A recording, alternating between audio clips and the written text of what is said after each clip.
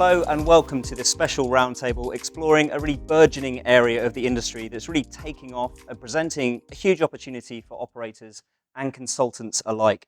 My name is Mike Jones from FCSI's Foodservice Consultant Magazine, and I'm here at the wonderful Middleby Innovation Kitchens in Dallas, Texas, to discuss the topic of Resimercial food service with a seriously top-tier panel of experts. So, can I ask our panelists to introduce themselves and tell us a little bit about their organizations and that they represent? Meghan, let's start with you first, please. Yes, I'm Meghan Daro. I'm Vice President of Consultant Services with Middleby. I head up our commercial and residential design divisions.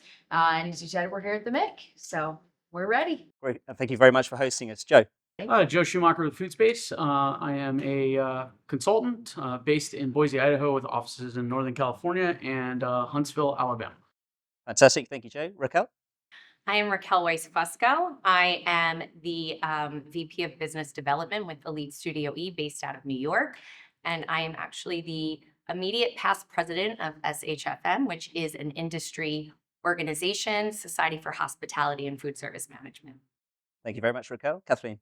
I'm Kathleen Held. I am CEO and president of Cini-Little, which is an international consulting firm with staff in 24 cities around the world. Thank you for joining us. Okay, first question right off the bat to you, Meghan. For our viewers who are not currently working in the Resimercial space and may not be aware of this very fast-growing sector, can you just give us an overview, describe exactly what Resimercial is, and maybe give a few examples of its usage and the kind of clients who might be interested in it? Absolutely. So that's a lot of questions right there, but I'll try to condense where I can. So Resimercial is literally where commercial design meets residential. So it's not necessarily its own segment individually, but it's a commercial segment that's going to pull in potential residential project. So take a stadium and arena, for example. We'll have a consultant partner that does all the design work for the concessions and the hospitality areas and the catering. Well, all of those stadiums and arenas have stadium suites. So I want to upgrade that experience and really share that with our partners that now under-counter refrigeration, beverage centers, 15-inch ice machines, things like induction, coffee machines, all those types of things would now be accessible. And because they're light load usage, they have a perfect example of that type of a space. B&I is another big one. So refreshment areas on each floor, let's say, and maybe a high rise or a big tech company, right? We want to drive employees to stay in those facilities. So those refreshment stations are going to have those beverage centers, ice and water dispensers, refrigeration, all sorts of things so that employees have some of that immediate access. So we've also uncovered too with one of our brands is that 90% of the projects that they're working on in the resort space also have that Resimercial application. So whether it be some of those residences or they are concierge level lounges for people to be able to go and gather in communal space. Things like senior living, you might have that outdoor space where you can have that community style and everyone can go out and grill and have that outdoor refrigeration. So the more projects we see, the more opportunity we've been seeing. So we are really here to make sure that the market is educated that this type of business does exist for our consultants. That's a great summation. Thank you very much, Meghan. Kathleen, let me jump to you on this one. Meghan used the word opportunity there a lot, and very much this is a cross-sector opportunity. How are Cini-Little's clients responding to this opportunity that Resimercial represents, and what do they like about it specifically? Well, they like the elevated experience that we're able to provide them in their communal and hospitality spaces within the workplace.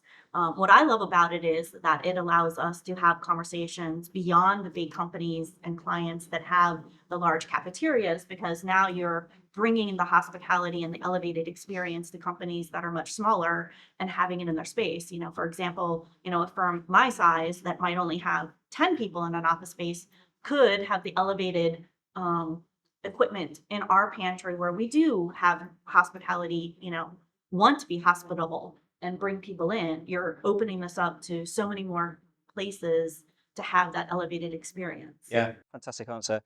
Joe, what kind of uptake are you seeing to, as Kathleen said, this elevated experience? What are they liking about it? I think part of it is we have to identify the other there's a contrast here, right? You've got the back of house, which is industrial and it's functional and it's got this. There's a lot of stainless steel and white and almost sterile in a lot of ways. But then we've got this convergence to the front of house or to the guest experience or hospitality spaces, and that wants to be softer. It wants to feel more like home. It wants to be more thoughtful. It wants to be more inviting. And so I think what it is, we've actually been designing Resimercial. We put a term to it now, right? Sure. Finally, we've put an actual term to it. We've been designing those types of spaces for decades. I think now what we're seeing is how do we apply commercial equipment so that it's going to last longer, it's going to hold up better, it's not made for the home. How do we take that and make it look and feel intuitive to the guest-facing part of this? And then lastly, I think it comes down to the finishes too. I mean, we've been doing dining rooms and serveries, and in B&I, we've talked a lot about workplace already. In B&I, we've had these like smaller hospitality spaces throughout the buildings for a long time. How do we make that feel more comfortable so that they don't feel like they're in there at their desk, right? It's the break from the rest of their day. Brilliant. Great answer, Joe. Thank you. Raquel, how has Elite Studios seen this market grow?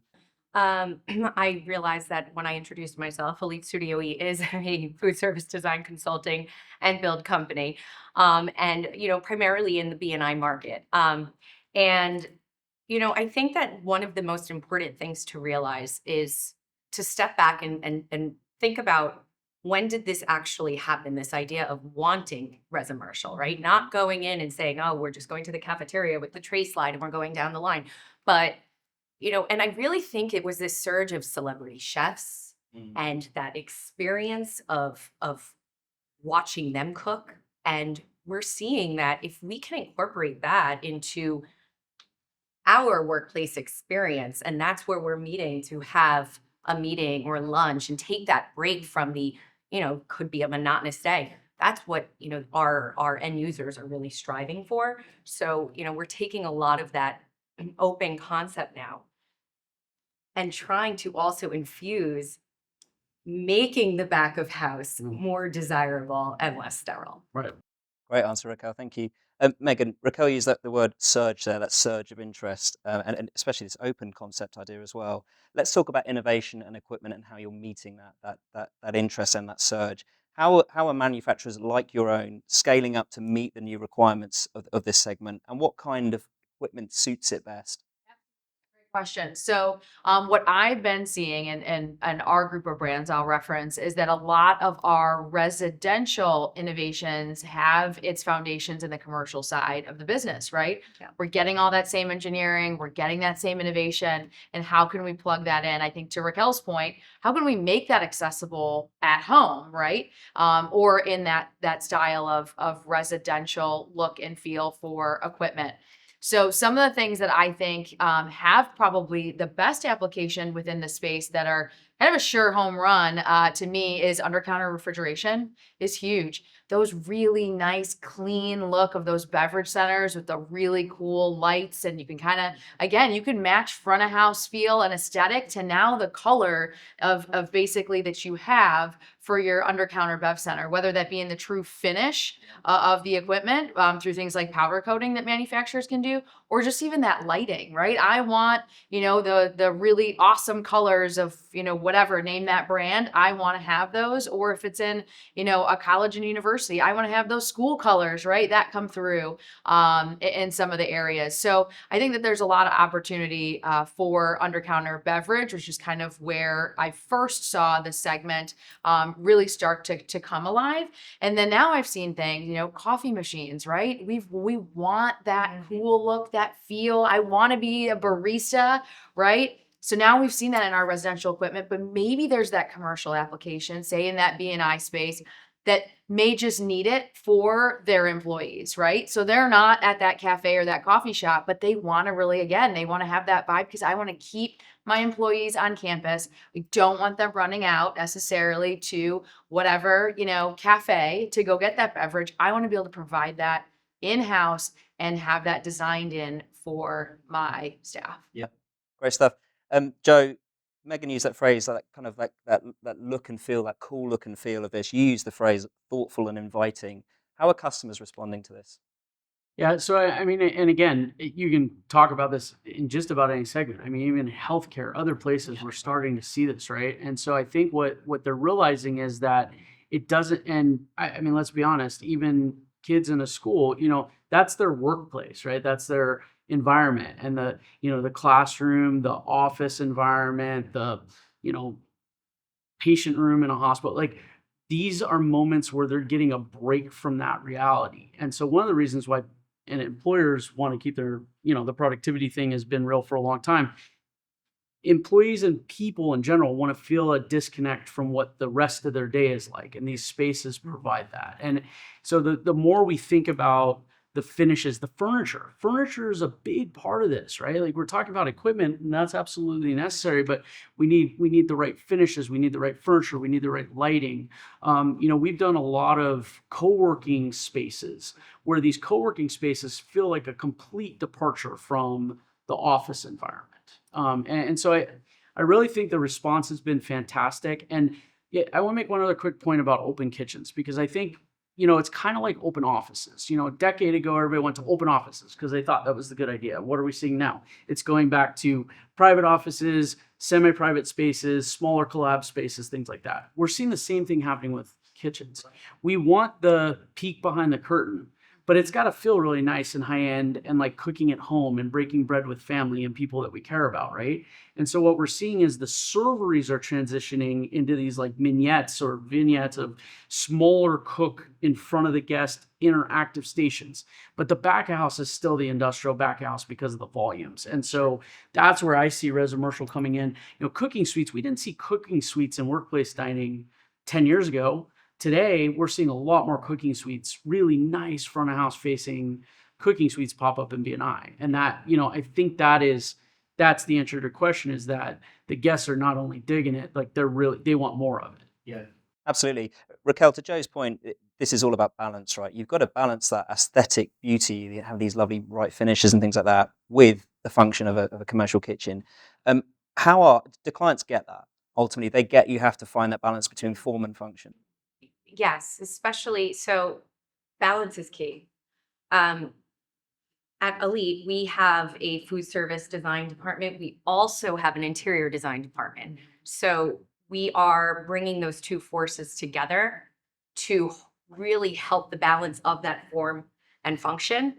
And it is really important that we understand the needs of everybody involved. So your end user is expecting one thing. Your chefs, operators have different needs.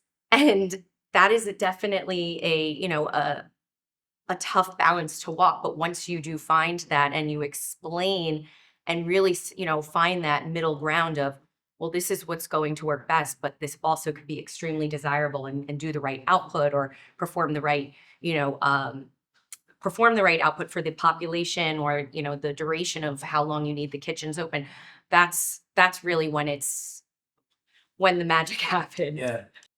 And I guess as an extension of to Raquel's point, Kathleen, to get that to get the magic to happen, does it take more communication with the manufacturers? Does it take more education, more listening? Like, it's a burgeoning sector, right? So to get that equal measure of form and function, how do you understand those needs better of the client, but also the manufacturers as well? Well, I was going to say our first job as a consultant is actually to sit down and listen to our clients. And understand what it is that they're, what's driving them, what's their corporate culture, how can we pull in our experience in food service design with their company culture and their desire for collaboration. We always say that the heart of a home is the kitchen, and the same could be true for, the workplace, the long-term care facilities, the higher ed facilities. They're looking for a piece of that home. And the Resimercial application gives us the opportunity to bring in the higher end, better quality equipment. We're not struggling with trying to fit in residential equipment, which isn't our expertise. So we're really allowed to lean in to the manufacturers we have relationships with and utilize the equipment and the technology that they have and put it into the applications where we're working with our clients. Yeah. So communication is key.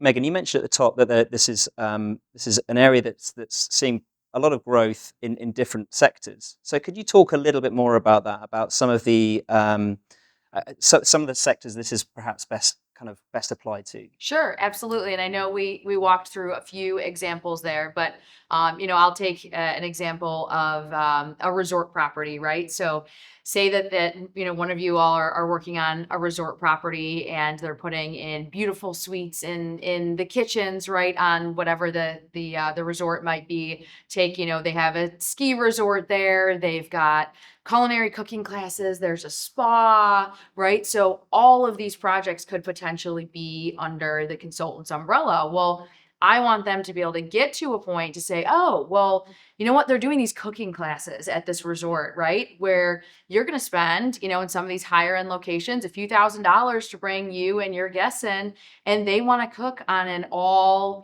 residential style suite. So they're going to have, the Viking ranges and the hoods and all that type of thing. And there might be a setup or 4, 6, 8, 10, 12, whatever it might be. Or they're going to bring in that, celebrity chef to do some of that effort. And I'd really love to see the consultant be able to encompass that into all of their design work. So it can be anything from resorts to higher education. Joe, you mentioned K through 12, and I'm still kind of thinking through all the things with K through 12, right? Because that is their workspace for, for children as well. Family waiting is a big one. So when you are in either senior living or healthcare facilities and you are waiting for that procedure or something to be going on, I want you to be able to have those nice ice cold beverages and go up to that coffee machine and just have a really nice experience to something that's going to likely be pretty stressful on you and your family.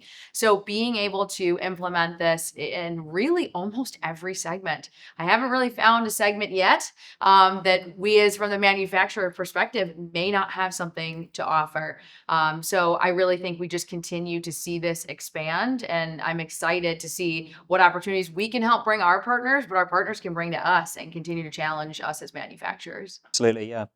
Raquel, a key part of something like Resimercial is customers enjoying the theatre of the kitchen. And to Meghan's point about having celebrity chefs cooking, things like that.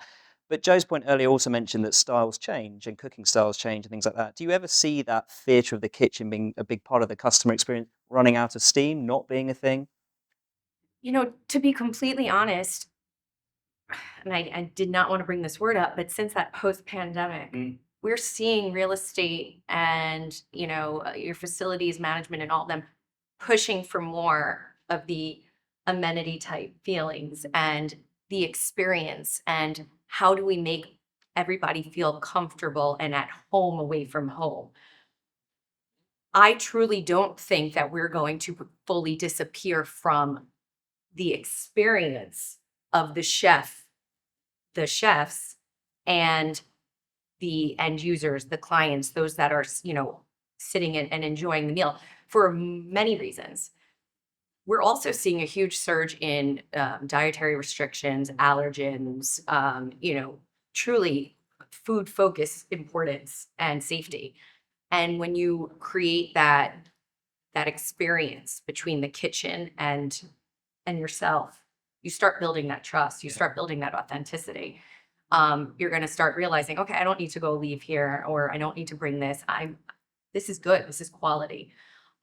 So I truly think that I think we're only chipping away. And I really am so excited that Meghan and Middleby and this idea of Resimercial, because I think that this is something that is truly revolutionary for the workplace experience. Yeah, absolutely. Joe, we're only chipping away, as Raquel said, and this is revolutionary at the moment. But that also means there are challenges, right? Some of this is new to a lot of consultants, new to a lot of operators. Could you talk about what some of those challenges might be at the moment?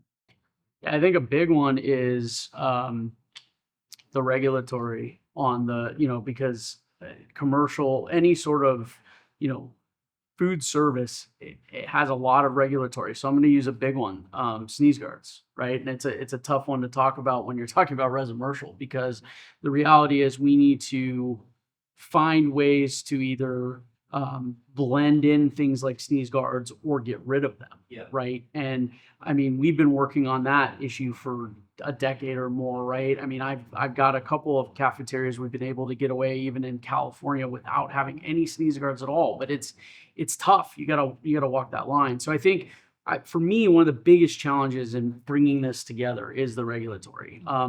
Not all of the food service approved finishes are as nice looking as regular residential finishes. You know what I'm saying? So things like that. And then I think the other one is the adoption rate of some of the technologies, right? So whether that be induction, whether that be some of the ventless technologies, I think the culinary adoption rate on some of those things has maybe slowed down some of this as well, at least on the front of house side of things. You know, teaching a chef who's used to that burn mentality to get the finesse of cooking on induction the right way, that takes training and energy and you know, really giving them, they got to understand it. You know, they got to understand the why, or else they're just going to push back on it. And I think to get to true Resimercial, we have to really envelop the technologies that are, I mean, they're here.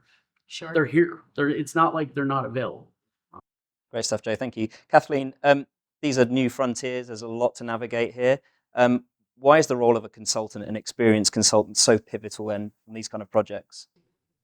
Well, we're able to bring our knowledge of the equipment and what's available to our clients. I mean, that is not their focus area. Their focus area is on the workplace or on the students that they're, you know, providing meal service to, or even to the teachers. I mean, you think about the pantries in schools and elevating the experience they have, or the stadiums are focused on the sports and not the equipment. Our job is to bring our knowledge of the equipment and what is and isn't applicable and what can and can't pass health codes into the situations and provide the best solutions possible to our clients. Brilliant. Thank you, Kathleen. In terms of that knowledge of equipment, Meghan, just back to you on this one. What are manufacturers now doing differently to ensure that durability is still at the forefront and good, robust equipment that can still look stunning? Absolutely. So as I mentioned too, with the foundations in, you know, as Middleby as a manufacturer, that our foundation is on the commercial side of the business. We have a processing side of the business as well. So we really pride ourselves in that commercial space, right?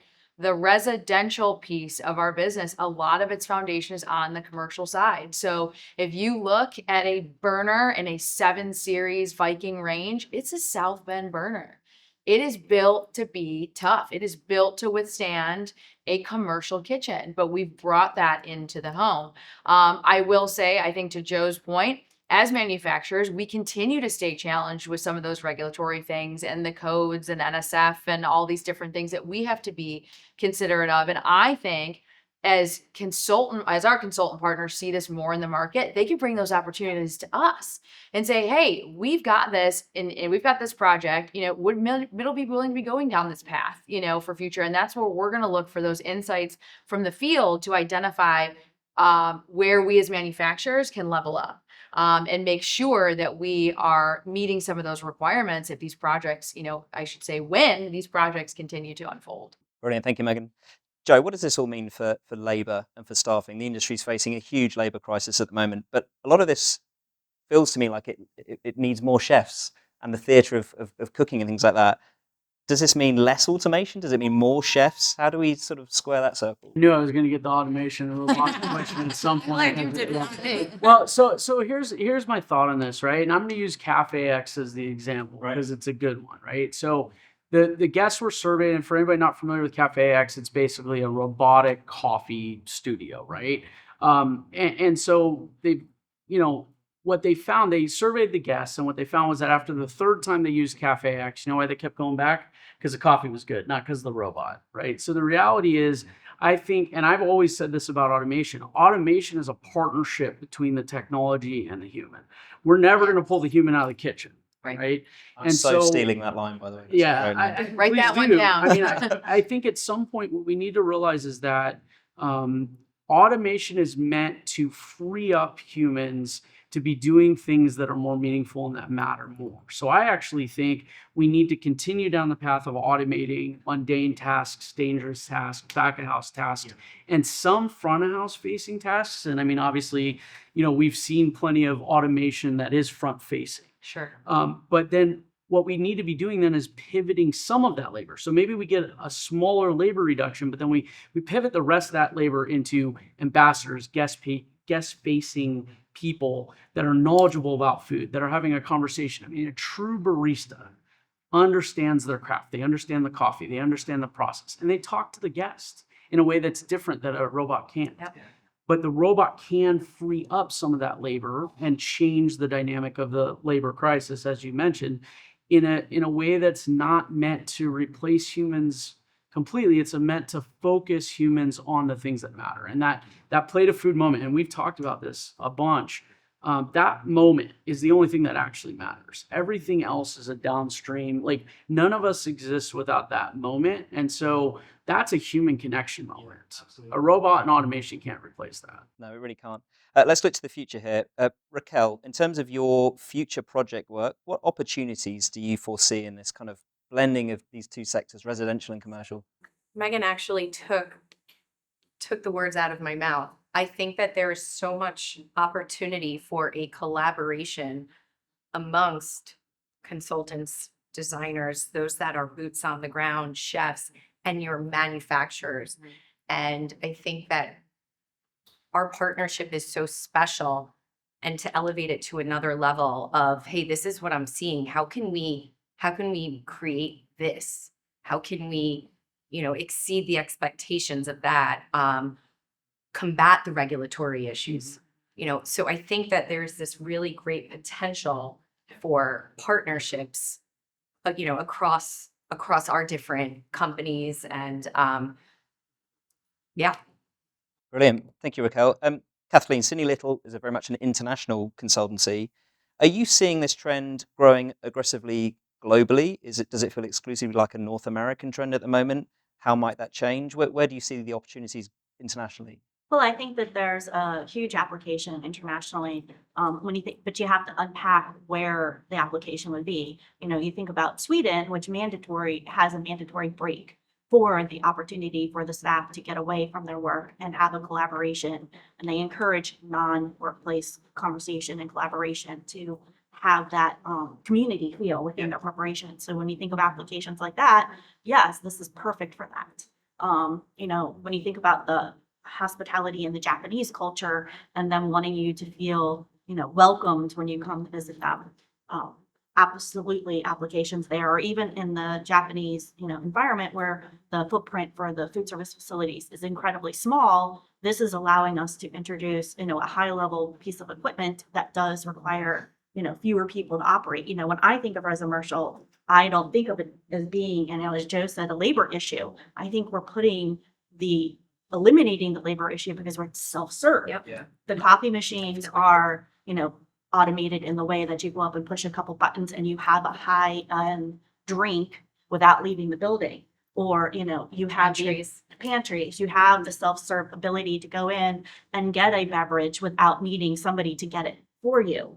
Even, the higher end water applications where you go up and push a button and get the water that you want. It's all putting the opportunity into somebody else's hands and eliminating the labor issue, which we all find as a problem in the food service industry. Yeah, it really is. Okay, two final questions from me, and I'd like to go across the panel and ask all of you the same two questions. The first one, Meghan, I'll ask you first. Why does Resimercial ultimately represent a major opportunity for savvy operators, consultants, and manufacturers alike? So I really think that it really talks about this partnership between all of us, really everyone that you've mentioned, and really coming together to ultimately please our clients, right? So whether that's the consultant putting the design in that's going to meet the needs of their client, whether it's us as manufacturers being able to provide that equipment, I'm really excited at the opportunity to continue to partner to level up in this space and really see all the different applications that not only we can share with our consultant partners, but our consultants can share with us. Excellent. Thanks, Meghan. Joe, same question. Yeah, I think what it comes down to is food is personal, right? And Resimercial makes it more personal, meaning it makes it more, it makes it feel more like home, more normal, less us and them, right? Like you're getting a service from somebody. Resimercial is kind of making that where the partnership word is a great word. And I think that's what it feels like. I think it's the goal. Brilliant. Raquel, same question. Yeah, I think that echoing both of them, and then just, really saying that do you want to go to work and see the same stuffy, let's say cafeteria or not even cafeteria daily? Or do you want to see your options of a coffee bar, or, let's go meet at the pantry, or let's go to they're having a pop-up today, some pop-up mobile carts. Let's touch base there. I think that we're constantly elevating and challenging one another and supporting each other to get there. And I think that is really exciting, because I do believe that you always need to eat, right? And so let's celebrate that and find ways to make that part of your workday enjoyable. Yeah, great answer, Raquel. Thank you. Kathleen, same question? Boy, it's really hard not to be the last person. It goes back to, breaking bread and wanting community and collaboration. And every market that we've talked about, that's what's at the heart of all of this. Right. Workplace, higher ed, schools, K through 12, sports stadiums, spas and hospitality resorts. All of it is about creating a sense of community, collaboration, and bringing, people closer together. And there's no better way to do that than having the opportunity to incorporate Resimercial into the spaces. Yeah, love that. Great, thank you. Final question then, and again, we'll go back down across the panel. I love that phrase Raquel used about constantly elevating. So how will this segment evolve and constantly keep elevating? What does the future look like for this segment? Kathleen, you first, please. What I love about it is I think that now that, we have a word to use when we talk about this type of equipment, we're throwing it back to Middleby and their brands to continue to bring it and continue to evolve, because now our expectations are going to continue to increase when we incorporate this into the environments that we're putting it into, and the expectations are going to continue to rise. How can you make it simpler for the people to be self-served and have those moments with the equipment that you're providing? What else can you innovate and offer to them? Great stuff. Raquel? I feel like you answered it. No, but truly, I think, again, going back to what I said a little while ago, it's that cross collaboration, that partnership that we have with Middleby, for that guidance and that education and that innovation in the equipment and in the Resimercial world. And I also think it's very important that we all do not get too comfortable, and we listen and we observe and we learn from those that are coming up, and we learn from those that have experience. And because it could be our playground, we just need to, keep our eyes open and learn and explore. Great answer. Joe? So I want to touch on something really quick to answer the question that we haven't really talked about much. Notice we haven't talked a lot about restaurants, because the reality is restaurants have been doing some version of Resimercial for a lot longer than the other sectors have, right? And the reason I want to bring this up is because here's the biggest difference. Restaurants have guests that's constantly changing and evolving. Most of the sectors we've been talking about, we're feeding the same guests 250 days a year, right? And so I think the best way to answer your question from my perspective, and kind of pulling from some of the things that have been said, this is also the most flexible part of what we do, right? Most back of houses, most serveries are very fixed and very rigid. They have very specific applications for very specific cuisines or they're built to be flexible and cook a variety of cuisines. With this Resimercial, we can do things more portable. We can do more flexible stations that allow things to change out. We can do, and then things like the pantries and the beverage and those things, the variety becomes baked into the equipment. And so at the end of the day, we're providing consistency, but also providing variety. And when you think about those two things are like oil and water, they conflict. Yeah. We've got to thread that needle. Resimercial applications allow us to start to create the best of both worlds, make people feel like they're really valued and have consistency, but then also create huge amounts of variety that maybe we didn't have before in some of the old ways of thinking. So excellent, Joe. Thank you. I love that. No pressure, Megan. Can you I was going to say, predict the future, please? I'm ready to run out the door and go share all this knowledge, because we've got work to do as manufacturers. Yeah. And I hold this group and our design partners accountable for manufacturers to make sure that we're, continuing to provide the solutions. And look, and hospitality is never going to go away. it went away for a while, but boy, did it come back in full swing. And so now I think we are challenged as manufacturers to level up all of these different spaces that we talked about, and we are counting on our partners to provide that feedback so we continue to create and innovate the most wonderful equipment that's going to meet the needs for our clients. And that is what we will do as manufacturers moving forward. Yeah, a very positive point to end on there. Let's draw things to a conclusion. A massive thanks to this exceptional panel of Meghan, Joe, Raquel, and Kathleen for being such great value today. Big thanks to the Middleby Corporation for hosting and this event at the superb facility here in Dallas. Thank you for watching, and stay tuned to fcsi.org for more videos in this series. Thank you.